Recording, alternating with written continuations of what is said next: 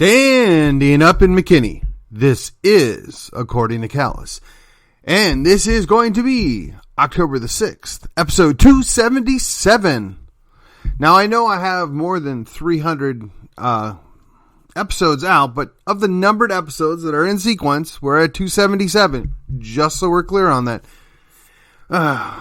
And the title for today is The State as a Solution. Highlights: we run the feds, run the county and the cities, enforce the Constitution, and hold people accountable. All right, before we get into this, I need your help. We're closing in on 25,000 downloads. We're real close. So I ask, please like, subscribe, share, comment. Let's get over this hump. Let's continue to move on. Let's take the message to the rest of the people out there that there are solutions. They are readily available. We just have to be willing to take them. So on with the show. All right, the state as a solution. Now, my libertarian friends out there are probably gritting their teeth right now. What in the heck is this Callus guy going to say now? I mean, this is not, the solution is no state. Well, yes and no. The way the Constitution is set up, the way the individual states are set up, they're basically fulfilling our job as the sovereign. They interact as the controlling instrument over the feds, as well as the county, city, and school boards, or school districts, I should say. But we allow them to not do their job. We allow the state to lay down and just take it when it comes to the feds. We allow the state to ignore the abuse of power that goes on locally. That doesn't mean that the state doesn't abuse power, as we have all seen since 2020. That's clearly the case. And depending on what state you're in, it's worse. There's not really a good state. There's just states that are less bad. However, if we get the right people, the right motivation, the right efforts in place, we can make states incrementally less bad to where they become tolerable. I know it's a pipe dream. I know perhaps this is wishful thinking, and right now the libertarian friends of mine right now are cursing me under their breath. And some of the conservatives out there that are actual legit paleo conservatives, all right, well, I think I know where you might be going on this. We'll wait and see. So I'm going to say, give me the benefit of the doubt. Okay. We as individuals, whether it's at the city level, the county level, we have very little power to push back against the state. That's a given. But we even have less power to push back against the feds. However, if we have some stay, some influence, some authority within the state, we can utilize the state to push back against the feds. And on occasion, we'll see this happen, and it'll be in a, let's call it a net positive way. Whether it's stuff they've done in Florida, or South Dakota, or Arizona, or even Colorado. And each state has pushed back on a specific thing or a couple of specific things, and whether you personally were in agreement with the issue they were pushing back on, the net effect was they were pushing the feds back into their proper role. They were telling them they don't really have that authority in this state. We're not going to help you. We're not going to assist you. And in fact, if you overstep your bounds, we may have to intercede on behalf of our people. So, Texas, we have a giant opportunity here. We have a governor that would like to run for president, a governor that has ambitions. So we need to work with that. We need to work with him to get a really good school choice bill. Something just like what they did in Arizona. And yes, I know it's not perfect. And I know there's a possibility it goes off the rails. But it is a battle we can fight later. If we get this battle and we win this battle, that's that much liberty and freedom for everybody in the state of Texas. And that pushes down and pushes back on the school districts that are usurping authority and abusing the parents and taking advantage of people in their districts. It'll rein them in. It'll hold them accountable for their bad behavior. Now, again, this may be wishful thinking, and I'll grant you this, but just play along. Imagine with me the possibilities if the state was to actually do the job for we the people. If we were to assert ourselves on our state reps, on our state senators, and make them apply pressure on the governor and the lieutenant governor and the Speaker of the House to make them do the work that we sent them there to do. Now, that's going to require that we put in effort. That's going to require that we wear them out. That's going to require perhaps time, money, and energy that a lot of us already do, but there's a whole lot more that do nothing. They just skate off the backs of those of us that are involved, those of us that put in effort. We need to bring them alongside, and rather than castigate them and call them out and make them feel bad, we need to encourage them and entice them to get involved and show them where the opportunities are. And that is the basis of what I am doing this for today. So, the federal government likes to manipulate states, likes to use carrot and stick on the states and try and usurp authorities that they were never granted by the states. They overstep the binding nature of the Constitution. And quite frankly, much of the bureaucracy of the swamp in D.C. sees it as the paper tiger that it largely is, because we don't enforce the Constitution.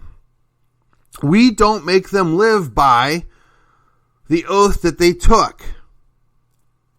And that's us. That's our responsibility. We need to make them do that. But we can start by making those folks down in Austin do our bidding. Make them push back. Show them where it's advantageous to them. I mean, I once said that Rick Perry, when he was still governor, would have been a folk hero of immense proportions had he just said, you know what? I don't personally support Texas, but the people of Texas need to have the ability to speak on the issue. So we're going to put out a non-binding referendum in the primary ballot to let the people be heard. He would have been a folk hero, but he choked. It was great, soundbite, and it temporarily made us think that we had somebody that gave a rip. But in the succession of time, we have seen that the replacement governor has zero interest in going down that path. He will probably be dragged kicking and screaming. And honestly, short of Texas, this is a good solution. This is a workable solution. This is constitutionally viable and operational if we will just cause our people to do their darn jobs. Push back on the feds. Remind the feds that the state is in control. The state wrote the Constitution. The state voted on the Constitution, and the state can force the feds to abide by the Constitution. But again, our governor's ambitious. Our governor has his eye set on that big prize. And he's not the only one. And I know I've talked about this earlier in the week, but we need to take this to our advantage. We need to encourage Governor Abbott. Do the right thing. Come out with a great bill and sign it once it's passed the House and the Senate. And don't let them kill it. Protect parental rights. Shut down this crazy behavior where we're doing irreversible harm to young children under the auspices of affirming some mental illness. We can address these things respecting liberty, but protecting people that aren't capable of making their own decisions just yet. Stand firm, do the right thing. That's what we're asking for. Now, the flip side of this, the state creates the counties, the cities, as subdivisions of the state. And there are some counties that are run smartly. There are some counties that obey the constitutional constraints. There are some counties that are respectful of the individual people that live within the county and don't waste their money on boondoggles and don't invest it into things that will have no return. I was trying to think of a polite way to put that. Then there are other counties that abuse their people, that violate their constitutional rights, that violate their rights as humans, their natural rights. And the state allowed them to get away with it. The state has tolerated it, much because the state looks at it as the counties are acting as an enforcement arm. And, well, that's all well and good, but when the state's wrong and it realizes it's wrong, it needs to also go out and remind the counties that we have corrected our error. We have dialed back our mistakes. You best start doing the same. You work for us, not the other way around. Now, I'm all about local authority. I think local authority and everything pushed to the local control as much as possible is great. But your recourse as an individual in that district is to go over their head to the state if they're going to misbehave. Now, I don't know about you, but I say I get some satisfaction out of watching videos on YouTube of, let's just call it, bad interactions with civil authorities. And sometimes the perpetrator is the problem, but a lot of times it's the government that's in the wrong. It's the government that's exceeding authority. It's the government that's being abusive or tyrannical. In one particular instance, I saw a mayor interrupted somebody during their time to speak. The mayor shut down the interaction. They took away their First Amendment guaranteed rights. Now, I know what you're saying, that the First Amendment doesn't directly apply to city government. The First Amendment directly applying at the state level is not an accurate understanding of the Bill of Rights. Be that as it may, almost every other state out there has stronger protections than the national level Bill of Rights, and saw a value to seeking redress, peaceable redress of governance, the freedom of speech. So as an elected official, you're speaking as a mouthpiece of government. Your freedom of speech gets set aside. And when somebody has their 3 minutes, you're not supposed to interrupt them. You're not supposed to disrespect them. You're not supposed to abuse the power that you were given by the very people that you're supposed to be serving. Now, fortunately, we don't really see much of that in Collin County. But in the event that should happen, the county is not really in a position to reel back and dial down on the abuse of power at a municipal level. Potentially the sheriff could roll in and do that, but every sheriff that I'm aware of is a political animal. They are elected and they like to get reelected, and they don't want to step on toes of the municipal police, so they're not going to do these things. But let me ask you, who does the municipal police department work for? Who are the city employees working for? Well, the city manager. And who does the city manager work for? Oh, that's right, the city council. So I find it very hard to believe you're ever going to get good redress from abuse of power from a city council or even a school board if you're going to the local authorities. You have to go to the state. You have to go to the higher authority. Likewise, when the state interferes, when the state oversteps, you're supposed to be able to utilize your local authorities to push back and hold the line and remind the state, hey, you don't really have the authority to do this, and you're overstepping. There's a balancing act there. There's this check and balance that we should have all learned in civics back when we were in grade school. And that, again, boils down to just enforcing the Constitution. In Texas, the county has the ability to tell the state they're wrong, they got this wrong. Now, the state's going to override them. The state has that authority, but the county has a responsibility to do that. And fortunately, in Collin County, we have a county judge that did that. He was willing to put his neck out there. He did the job. Dallas County, not so much.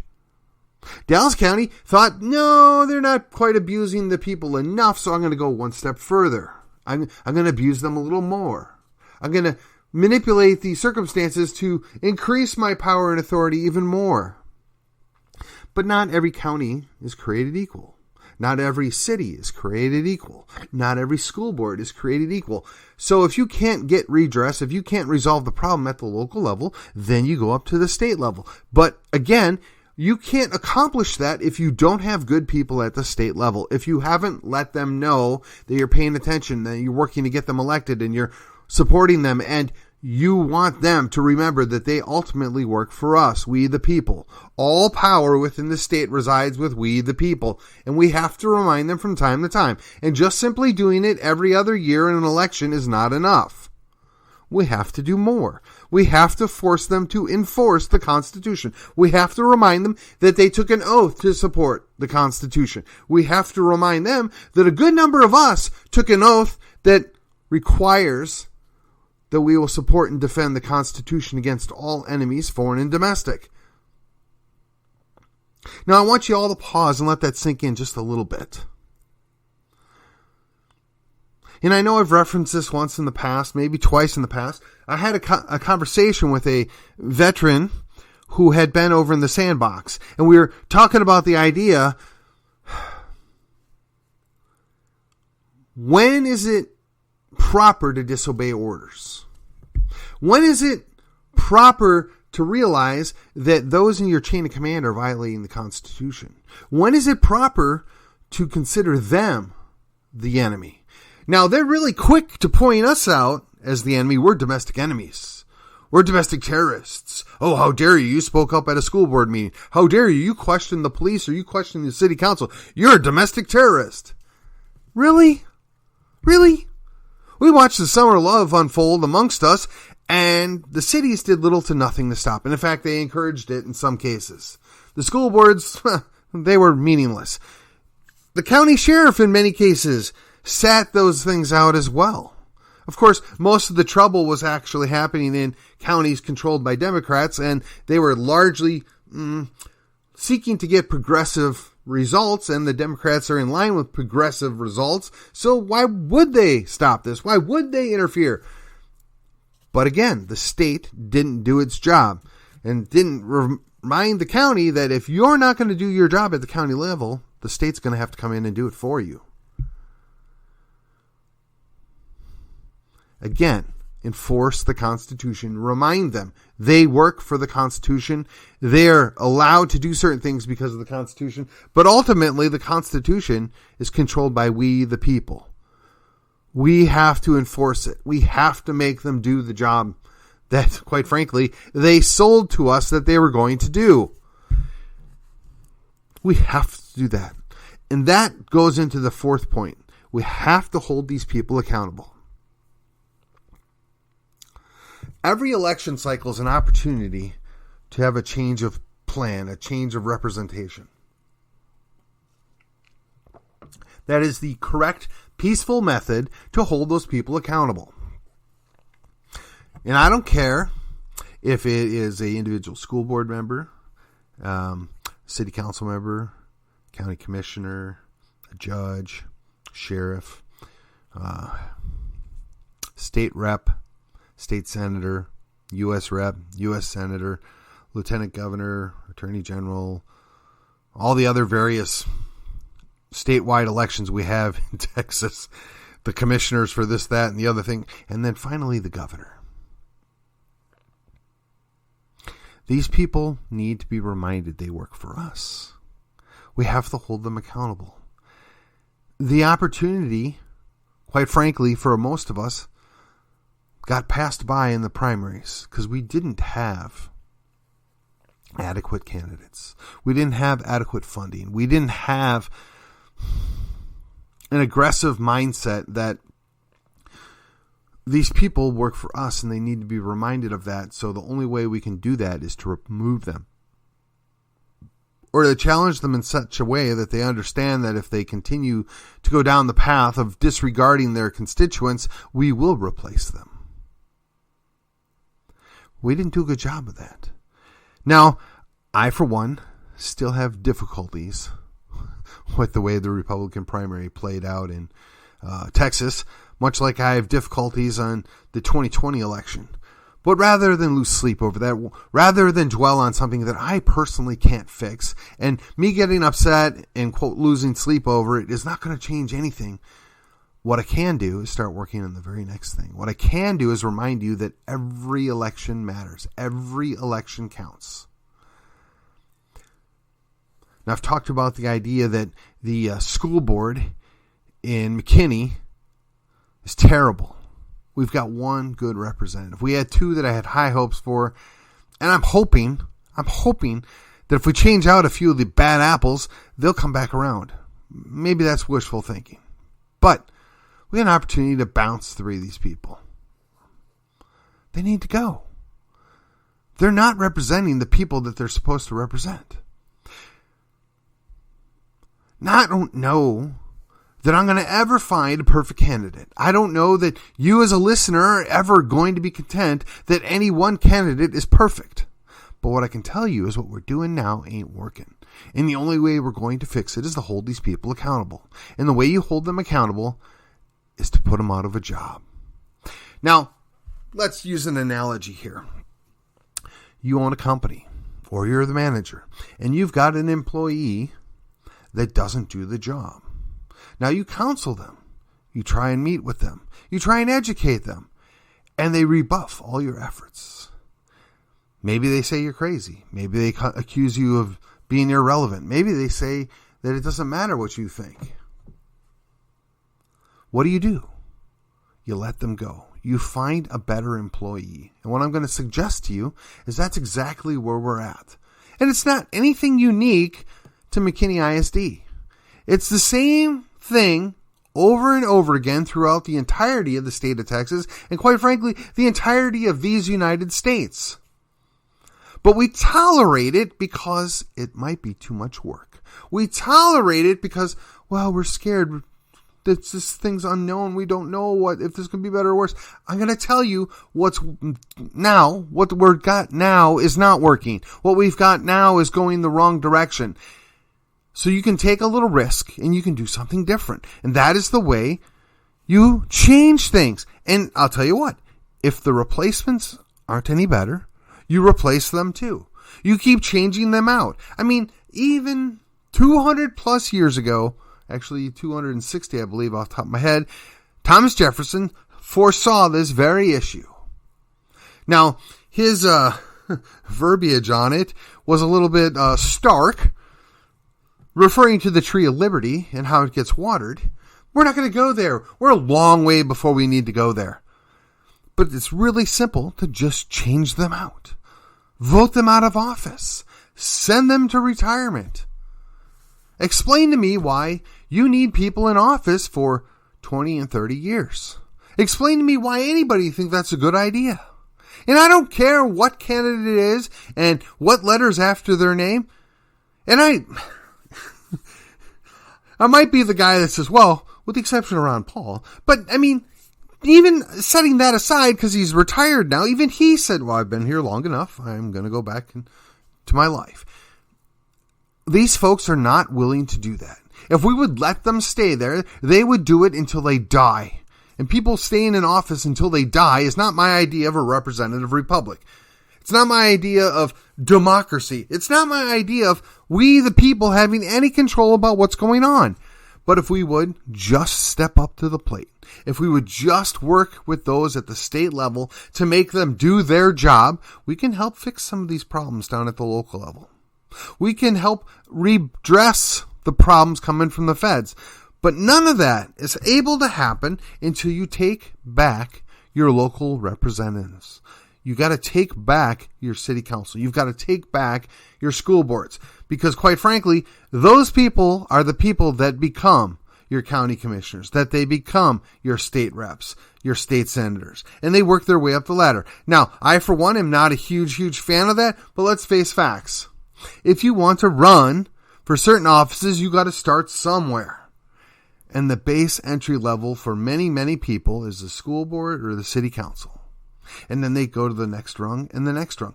And hopefully after they get in 15 years or 20 years, they have enough sense to say, maybe I'm going to step down and let somebody else come in here and take over. They won't, but that's our problem. We have to help them know that it's time to retire. We have to hold them accountable. And we have to be especially willing to hold them accountable when they violate the very thing that's supposed to govern what they're doing, which is the Constitution. It's not that hard, folks.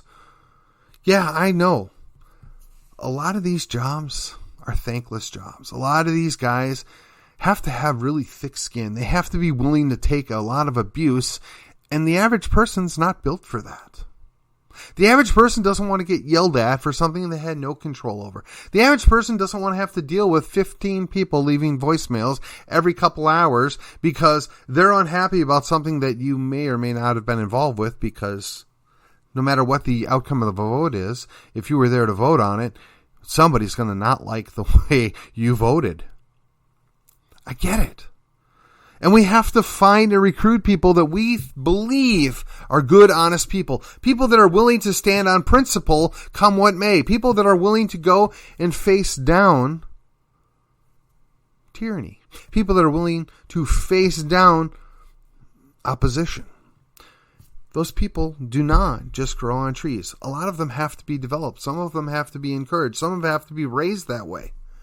There's a reason why there's an unofficial aristocracy. There's a reason why people are seeming to always be running for something. Because it's not common for people to be built that way. It's not common for people to have an interest to take that abuse on. But at the end of the day, if we continue to allow the garbage that goes on, if we continue to keep re-electing the same thing, we're never going to fix anything. So I'm asking you, in the next 6-8 months, set aside your preconceived notions. Be willing to look at the status quo as a problem and consider what your options are. Consider, how could we make this better? Where is there room for improvement? Be willing to invest a little time, money, effort to help the people that are willing to stick their neck out, to help the people that are willing to do the work, that are willing to take the abuse. They need your help, especially if they're running against a long-term incumbent who's going to coast into re-election because, quite frankly, everybody knows their name. They maybe have a building or a parking lot named after them, and they just coast to re-election because nobody knows what's going on, because they don't take the time or the energy, or quite frankly, well, my kid's doing okay. Or my house is okay. I'm not really worried about it. I'm telling you, folks, we got to open our eyes. We got to look around us. We got to pay attention to what's going on. We have to care about more than just me.